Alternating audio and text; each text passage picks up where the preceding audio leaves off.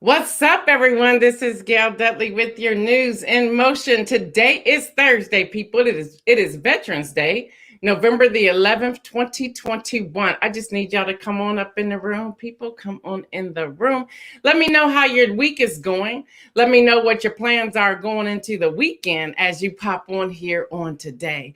So come on in the room, folks. Come on in the room. For those of you who are tuning in by audio, you know I don't see your count come in, but we get those numbers later. And I just want to say thank you for hanging out with us each morning on your way to work or to school or to wherever it is you may be going. I am so happy that you decide to join us, whether you're listening live or to the replay, whether you're viewing live or watching the replay. We just want to say thank you. Thank you for hanging out with us as our followers and our audience continues to grow. I do not take for granted that you have any platform that you can go to for news, and I'm just glad you're hanging out with us. So Rosanna Bivens, good morning to you. Kimberly Graves, good morning to you. Kimberly says, I'm not doing a darn thing this weekend. All right. Lori Wallace, great morning to you too. Regina Shorts, good morning to you. Good morning, everyone. Good morning. And I need to watch it because sometimes it's afternoon or evening. I know some of you who tune in regularly from Berlin, Germany. Thank you for always tuning in, letting me know. I met so many of you when we were doing the prayer journey there in Herrenhut, Germany, that I'm just so thankful and grateful that you still want to hang out with me. I'm glad that when we said we will never stay apart, that we will always be connected, I'm just so glad that we have followed through on that. So I love what you're doing in your perspective areas as well. I see you, Diane Ladybug and Adrian and Kenny Stanley and Mary Jenkins and Tony Morrison Smith. Hello. Diane says, oh, I am going to party, celebrating life. That's what I'm talking about. Good morning, Marion. Good morning. Yes, happy Veterans Day to all fellow veterans. Good morning, Patricia Lyles. Yes, y'all put that greeting in here. That is today. It is Veterans Day. And on Veterans Day, the News in Motion team and family want to express our deep gratitude to all of those who have served in the U.S. military. We all know that Veterans Day pays tribute to all American veterans, living or dead, but especially giving thanks to living veterans who served their country honorably during war or peacetime. So we just want to salute you today from the News in Motion team and family. I see you, Latrice Jones. Good morning to you. All right, y'all. It is November the 11th, 2021. It is Veterans Day, and it is time for us to get this baby started. So hold on. Don't go anywhere because we're coming right back after this intro.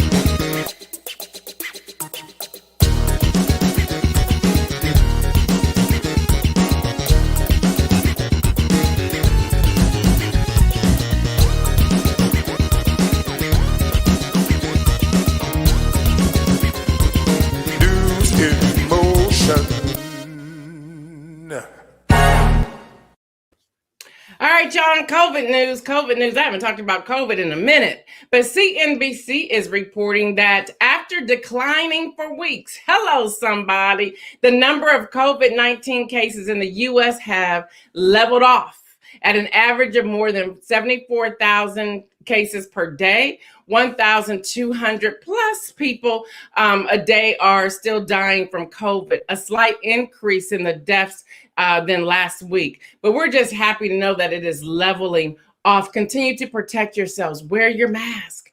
Practice social distancing. Hello, somebody, and wash your hands. Now, just for the heck of it, I got to give a shout out to Big Bird. Boom. There you are. I have to give this shout out to Big Bird because Big Bird, he just knows how to handle life well. He just knows how to handle it well. He's not playing around with anybody. He's just not doing it. So Big Bird is in this battle with Senator Ted Cruz, which I don't know why, but Big Bird is taking a high road. The Muppet tweeted on Saturday that he had gotten a shot which is newly available for Americans between the ages of 5 and 11. Big Bird has been a fixture of children's television since 1969. But it is officially at this place where he's saying, I'm not going to do it. So they came out, the Children's Network came out and said, there's this uproar. They said they don't understand it because in 1972 on Sesame Street Live, Dr. Mazzullo teaches Big Bird about vaccines and administers on live television his measles shot. Yeah. So on Twitter, Big Bird said, my wing is feeling a little sore, but it'll give my body an extra protective boost that keeps me and others healthy. That's what he put on Twitter. So y'all, guess what? There's really nothing to see here. All right, y'all, inflation is happening. Yep, what's increasing? CNBC is reporting. Their headline reads, U.S. consumer prices jumped 6.2% in October. The biggest inflation surge in more than 30 years, y'all. In more than 30 years. Now, the key points from CNBC, number one, core inflation is stripping out food and energy, increased by 4.6%, the fastest gain since August 1991. Energy, shelter, and vehicle costs led the gains, which more than wiped out the wage increase that workers received for the month. So let's talk about this for a moment. If you saw an increase because of inflation, the inflation has stripped or canceled out the increase. So people are still where they are. Yeah. Many of you were asking, where do you drop off food? As I've been talking about the food insecure as we're preparing for the holidays. Go to your local food bank and drop off food. They're already saying that they are running short. I went through several. I went to the several in North Carolina, in Maryland, in Florida, in Georgia, in California, in the state of Washington, and in Michigan. And there's one more in Illinois where many of our viewers are tuning in, and in Tennessee. And all of them are saying they are running short. And they're saying just drop them off. You can drop them off daily, weekly, whatever it is. And they're also in need of volunteers as well. So that is happening. Now, y'all, used vehicle prices, again, were a big contributor, rising to 2.5% on the month. Food prices has showed a sizable bounce up to 0.9% and 5.3% respectively. Within the food category, meat, fish, and eggs collectively rose 1.7% for the month and 11.9% year over year. So y'all, there's a lot that's happening. We need to pay attention to this, and we need to do our due diligence, our part, to make sure we are helping our neighbors, whoever that neighbor or neighbors may be. Oh, Starbucks. Yeah, because Starbucks become unionized. Approximately 100 baristas at 3 Starbucks locations around Buffalo, New York, began voting yesterday on whether to unionize. All right, that's happening. And y'all, guess what's happening with Uber? Uber is in the news. Now I want y'all to wait for it. Uber was sued by the DOJ for allegedly charging wait time fees to who? To people with disabilities. Say what? Yeah, y'all, that's happening. The U.S. Justice Department on Wednesday sued ride-sharing service Uber Technologies Incorporated over allegations of overcharging people with disabilities, and asked a federal court to order the company to comply with a federal law protecting the disabled from discrimination. I want to really hear what y'all have to say about that, because when that was unfolding and I was reading all the different reports from that, I said, what is going on? Why would you do such a thing?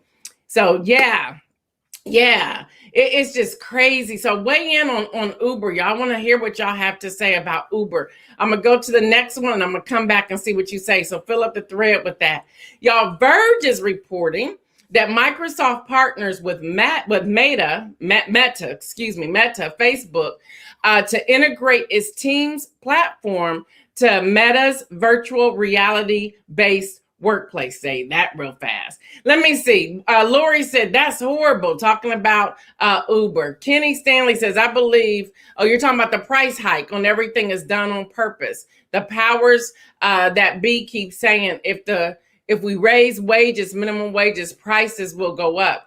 Yep, you're right. That's a bunch of baloney. Lori is saying Uber should be ashamed of themselves and have to pay some for some. Yeah. So y'all, we got to really see what's happening there, and going from there to see what's really happening right here with Uber.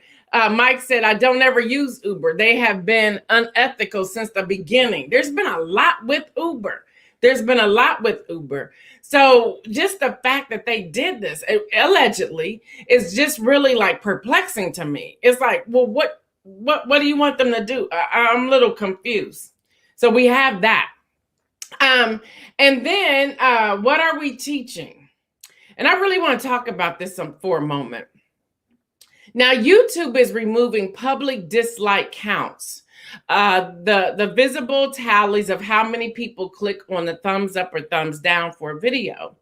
Now, Google's video site, the largest source of online video on the planet with more than 2 billion monthly users, said the move is designed to impede dislike, attack, harassment campaigns. All right, now I get what they're talking about. But have we become a society where we can't handle people disliking what we do? Now, everybody's not going to like you and everybody's not going to like what you do. So when we get to YouTube removing, showing the dislikes, now they're saying, I got this straight in my inbox because I'm on YouTube. They're saying that users will still be able to see on their personal reports how many dislikes there are, but the public will not be able to see those. Let's talk about that a moment. What are your thoughts on that? I really want to know. What are your thoughts on YouTube taking away the dislike? So you can no longer do a thumbs down on anyone's video. What is that? Has social media become some sort of society or community that we always have to celebrate people? Why is that? So yes, YouTube, they're taking away the likes. Mike is saying those influencers are powerful. They are the ones that didn't want that option. And Mike, when I was digging into this, that's what they were saying. They were saying that it's taking away money from their pocket. But again, everybody's not going to like what it is that you're doing. Kenny says the goods are parked on ships in the ocean. So that's the whole influencer piece too. But thumbs up or thumbs down, even on Instagram, they're taking away some of that as well. So we all have to like what people are doing. I know people don't like news and motion. That's okay. Because everyone has a personality, a characteristic, things that they like or dislike. And so then they go to the platform that really speaks to them. I don't see anything wrong with that. Mike is saying social media likes are the bigger commodity than actual money. Yeah, I guess it makes us feel good if we have the thumbs up. Just something to think about. Latrice Jones put in there thumbs down. I see you, Latrice Jones. But here's my other thing, and you've heard me say this. Constructive criticism helps and enhance your product. It helps you to strategize differently. It gives you another perspective. No, you don't change everything you do because of one or two people or a small percentage, but you at least have that information to work with. Lori is saying for some people, that's how you grow your business or craft to something. See what works and doesn't. Demia is saying, Mike Nicholson, I believe it. Kenny Stanley, if you don't like what you see, keep scrolling. Exactly. Now, I don't believe in the attacks that YouTube is saying, that what they are saying about the dislike, attack, harassment campaigns. I get that. Well, then punish those who are attacking others from this dislike harassment campaign. Don't punish the entire spectrum, because we use that. Even when I do facilitation, I go to Franklin County Children's Services still to do training.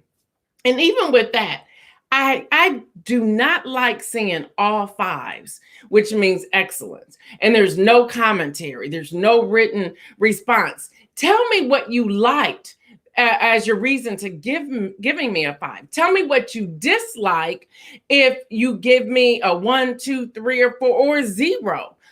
Tell me why so I can look at it. Now, if I think you're just hating, I know how to keep going. But if I think you're really giving me constructive criticism, I can pause long enough to say, okay, let me see how I can do this differently. It's just a thought. It's just a thought, y'all. It's just a thought. All right, is this enough? I don't think so. Politico is reporting judge approved $626 million settlement with residents in Flint, Michigan, whose water sources was polluted by lead contamination. The deal makes money available to Flint children who were exposed to the water, adults who can show an injury, and certain business owners and anyone who paid water bills. About 80% of what's left over after legal fees is earmarked for children. Y'all, is $626 million enough? I really don't think so. We're talking about a whole entire city, township, Flint, Michigan. We're talking injuries. We're talking so much more. We're talking that they could not even utilize water.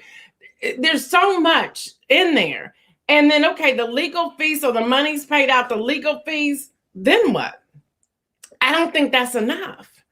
So I just want you to weigh in on this as well. Latrice said it's a level of maturity and want to be better by accepting criticism. She's on to the YouTube. Pastor Antoinette said not enough. And what about ongoing medical care? I absolutely agree with you. Kimberly Graves says Flint situation is unacceptable for such a rich country. You're right. There's just so much. I just don't think it's okay. I don't think it's okay. But that's my 2 cents. So we need to continue to pray for them, pray for what it is that they're doing there in Flint, and pray for the children, pray for the parents, the adults, pray for everyone there. We must continue to do that. Deborah says that's not enough. Some have lifetime issues now. Yeah.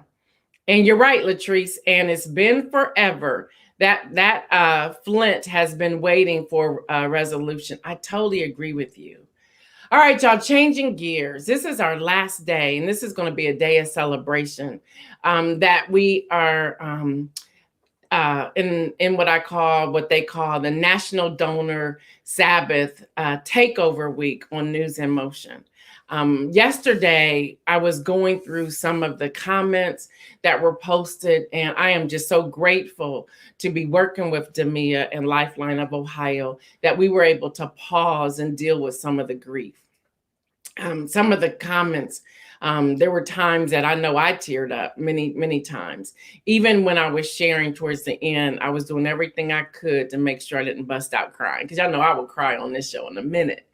But first of all, I just want to say thank you to Lifeline of Ohio for doing what you do.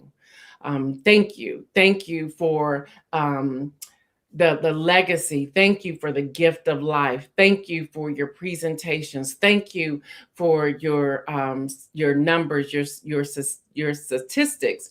Thank you for the education. Just thank you for everything. Thank you for your bereavement coordinator, Rabbi Stephanie. Thank you for your consultant, Demia. Thank you for your advisory council committee that has Dr. Victor Davis on it. We just want to say thank you. Thank you for the work that you're doing.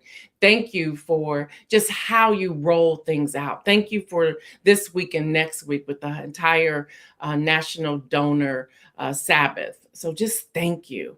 Again, I want to say that more than 105,000 Americans are waiting for a life-saving organ. Y'all, more than 105,000. Again, 20 times a day. And this number really hits me. More than 20 times a day, not more than, but 20 times a day, a man, a woman, or a child dies for the lack of an available organ. 8 lives can be saved, and more than 75 can be healed by one person. 700 Central Ohioans and more than 3,100 people across the state are waiting for organ transplants. 0 lives will be saved if you do nothing. And again, I want to give you this website, and we'll get that up on the screen as well. But the website is www.lifelineofohio.org. Again, www.lifelineofohio.org. You will need a valid Ohio driver's license or state identification card. So you want to make sure that you write that down. Don't wait to go to the B&B. Do that today. You can do that today. Yeah. So I'm going to bring on the one who made all of this possible to do this on News in Motion. That's Demia Kandi. Before I do that, y'all, she got the bomb resume. Let me just tell y'all this. I'm giving you a brief bio of this amazing woman. Demia Kandi, as y'all know, she's a News in Motion family. Yes, she is. She is the founding partner of Significance, LLC, a consulting firm specializing in training, strategy, and program design. A global leader with an innate ability to guide and influence others, Demia is a change agent with a niche for identifying best practices and a content expert in the area of diversity, equity, and inclusion, with 15 years of strategic outreach and community relations in the Organ Procurement Organization, OPO, field. Her specialization in diversity, equity, and inclusion, as y'all know, that's DEI, and OPO, multicultural outreach, are crucial in building cultures of inclusion within an organization and the communities they serve. A native of Columbus, Ohio, Demia earned her bachelor's degree in psychology from where? The Ohio State University, with a master's in family studies. She is a passionate facilitator and motivational speaker, not just in the business of professional development, but people development, and we all know that to be true. According to Demia, here's her quote: "Success is subjective. Being significant requires having impact and changing lives forever. It is my goal to help companies reach beyond success to significance." Y'all, let me bring her on in here. Bam! Say what? Good morning! Demia, real quick before we even jump in here. Remember when News in Motion first started and we didn't have all this set up and we were trying to can you hear me? Can you see me? Which way do I turn the camera? Look how far we've grown. I know. I think I was your first guest and it was a wreck. You were my only guest. Oh my goodness. I was thinking about that. I said, we've come a mighty long way. Yes. News in Motion got us through one of the most challenging times in our lives. So I'm just grateful to be here with all this fancy stuff. You're sophisticated now. You're just real sophisticated. Have I arrived yet? Not yet. You might have. You on the street. You on the street. Y'all, I want y'all to know my child, when she saw Demia over here this morning, she's like, oh no, not y'all too. Well, thank you.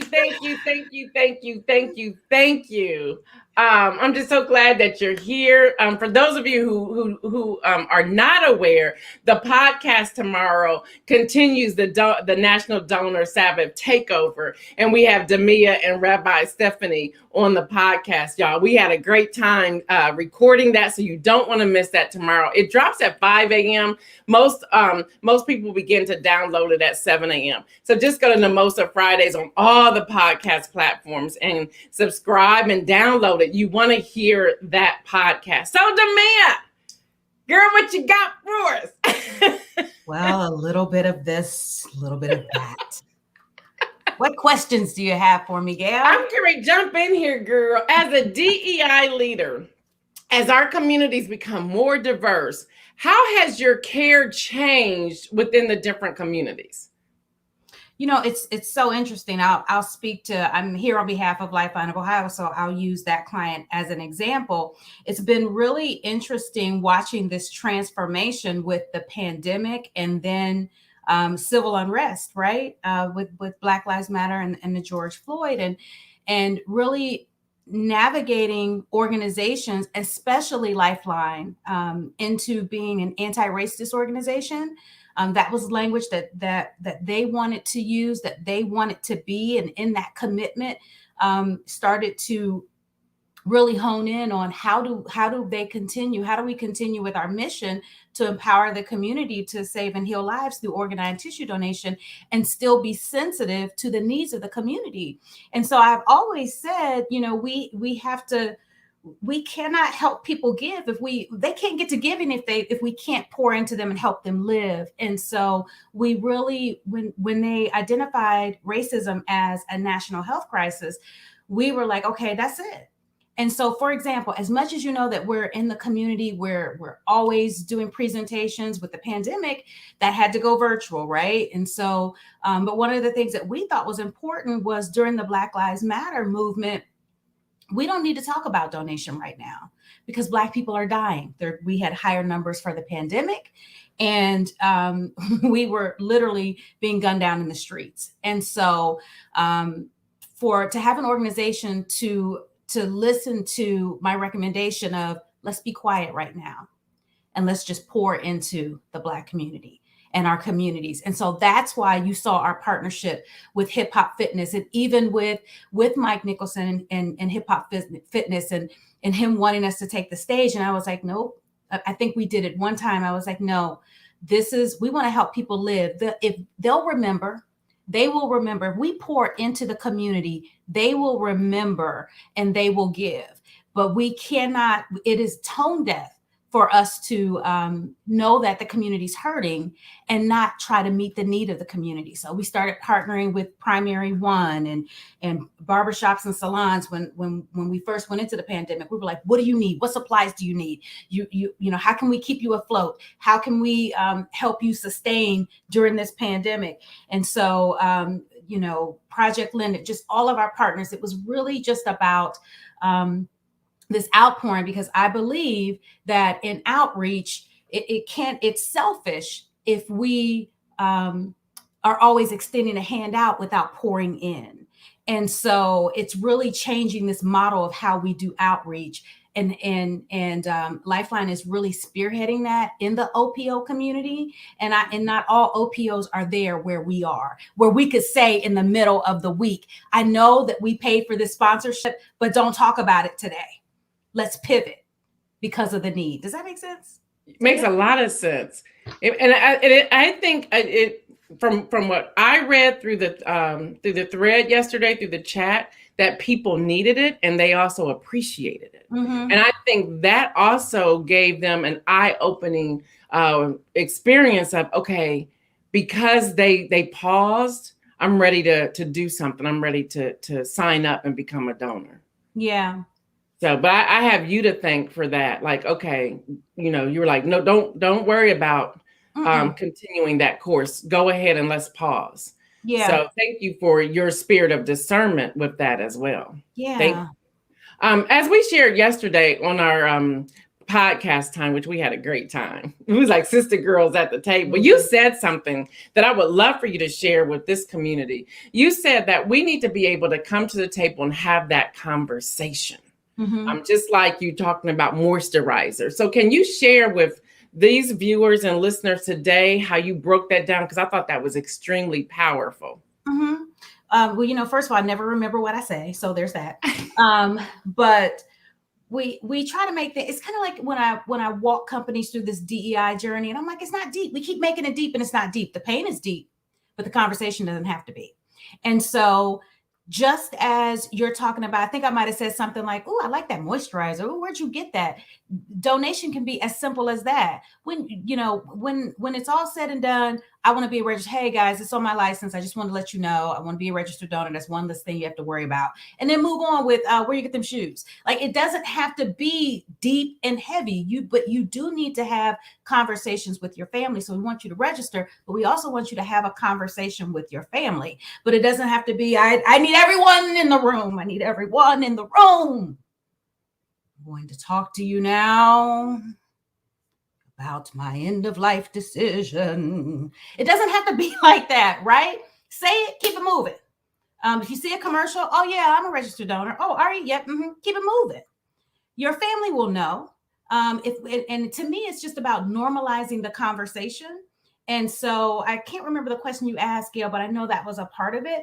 It's just normalizing the conversation. And that's how you do it, right? But that's the same thing with diversity, equity, and inclusion. You have to normalize it. You have to talk about it and not make a big deal out of it, address it, disrupt it, and then move past it. And so that's the same with this. It's not deep. Are you a registered donor? No. Here's some information about it. Tell me more.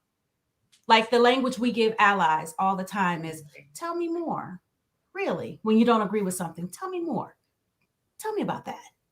And then you talk and you share, and then you can give facts, and you don't have to, proselytize donation. That's not what we're doing. It's just having those really light conversations so that it's not heavy for your family when the time comes. Right. Because it becomes a burden for your family. If you don't make that decision now, whatever it is, then your family, we have to approach your family. So it's just a way to an advanced directive that eliminates that later in a simple conversation. Wow. All right. I have another question for you. Oh, please share with our listeners some of your own journey as a DEI and outreach strategist. Like, what are some of your observations now during this journey, let's say over even the last 2 years since COVID? We, like everyone else, we had to completely reimagine our work. And so imagine you're doing outreach. That's the bulk of what we're doing is providing information and resources to the community. Well, the community shut down.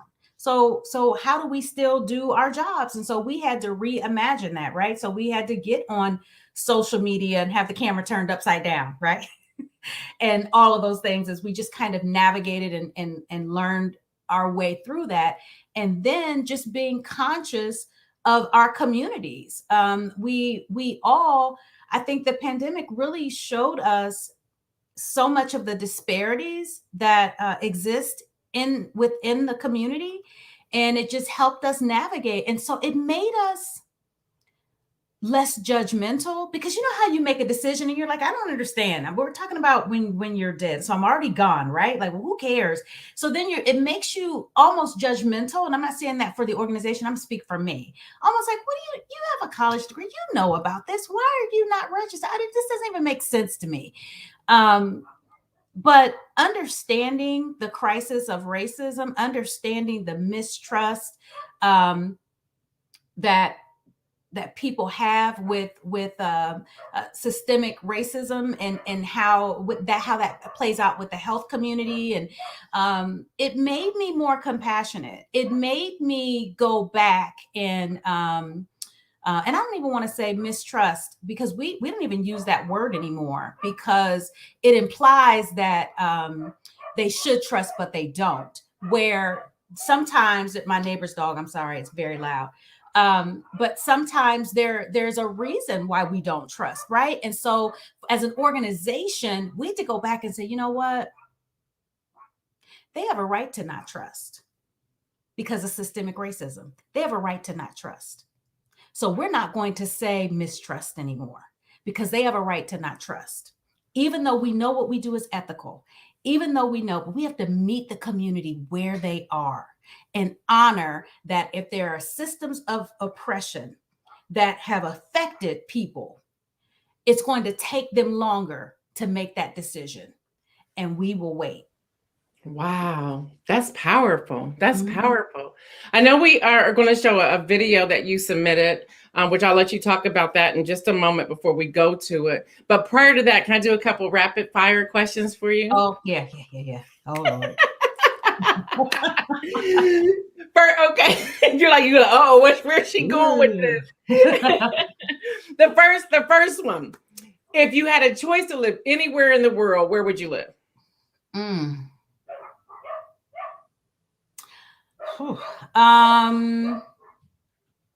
Charlotte. In the world, I don't know. In the United States, Charlotte. In the United States, Charlotte. Okay, okay. What is your favorite sport? Football. What's your favorite drink? Davia's Old Fashioned. Davia Stevenson makes the best old fashioned in the world. Yeah. That girl, I'm telling, she's a mixologist. She don't want the title, but I'm giving it to her. She on here talking about us too. She said something about, let me see if I can find this one real quick. She said something about my eyesight was just healed, singing YouTube beautiful powerhouses on my screen. But then we had Kenny Stanley saying he wanted to break us up. Whatever. What's your favorite season? Oh, fall for sure. Fall for sure. Yes. We know that you do not do it. Say that again. I'm sorry. You can mix match. You can put a little bit of your summer with a little bit of your winter. Like you can do sweater and shorts and a cowboy boot. Go on, girl. I feel it. I see it. We know you do not cook the traditional Thanksgiving dinner. So what will you be serving? How did you remember that? I got a great memory, girl. No, my family doesn't. They're very picky eaters. And so I'm the only one that eats Thanksgiving food, but I don't really eat meat. So it's I'm actually going to do Thanksgiving this year just to do it. Very small portions. Nobody's going to eat it, but I'm going to do it and order a pizza. I knew that was coming because you talked about pizza being a part of it. I just wanted everyone, I just asked her those rapid fire questions just to really end on just something funny. Y'all can see the two of us, we laugh. We see each other and play. We just bust out laughing. We can walk in a restaurant and somebody can be like, there she is. And we just laugh. Many of you do not know this, but we met at Franklin County Children's Services 25, 22, 23, 24, I don't know, years ago. Yeah. And even then we busted out laughing, didn't even know each other. Just something about our spirits just connected. So we're crazy, but we love being crazy because we like to lift up each other and have fun in life. I want you, as I transition into our inspirational message, Demia, share a little bit about the video that everyone will be seeing. And before she does that, y'all, we will be signing off with that video. We want you to celebrate life. We want you to have a great weekend. And then you'll see me back here on Monday. For those of you who've been wondering what the schedule is going to look like, well, y'all know my girl's coming in, so she got to come share the chair with me. So we'll be on Wednesday before Thanksgiving. So we'll be that week, all next week, of course, and then Monday, Tuesday, Wednesday of Thanksgiving, because she's going to come in. And I think I may have one more of the team that will be joining me as well if her plane gets in time. So with that being said, Demia, introduce us to the video. We will go there, and then that's how we will sign off. Absolutely. So this video is about a young man, Edward Drake, who talks about getting that life-saving gift and how it helps him fulfill his purpose. So it's definitely life amplified and a great way to end the week of going into National Donor Sabbath. All right, so here we go. I literally found out in a day doing a routine physical that my kidneys had shut down. My name is Edward Drake II. I received a kidney October 8th, 2008. Everything that I worked so hard for up to that point just had came to an instant halt. Yeah, I just had a lot of pain, fear, and confusion. I didn't know what was going to happen. One thing that I'm thankful for through that process, I learned a lot about myself. I really got a chance to figure out my purpose, figure out why I was here. I'm a better man for having gone through that situation, although I would never wish that upon anyone else.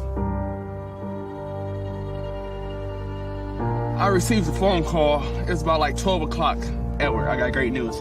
Get down to the hospital right now. The kidney is available, and we're gonna get you transplanted later at night. I was excited. I was on the 3rd floor of my apartment at the time. I literally almost jumped off the balcony. I was that excited.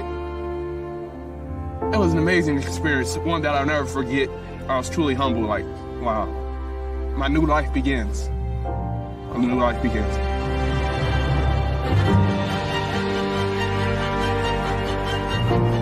I'm thankful that I can live the rest of my life fulfilling my purpose and helping others. I received my transplant from a deceased donor. Her name is Leanne. I know that decision that she made to become a registered organ and tissue donor saved my life. I didn't want her to die in vain. I want to leave a legacy of just having impact lives when I'm done. I strive every day of my life, letting my light shine, shine to the world.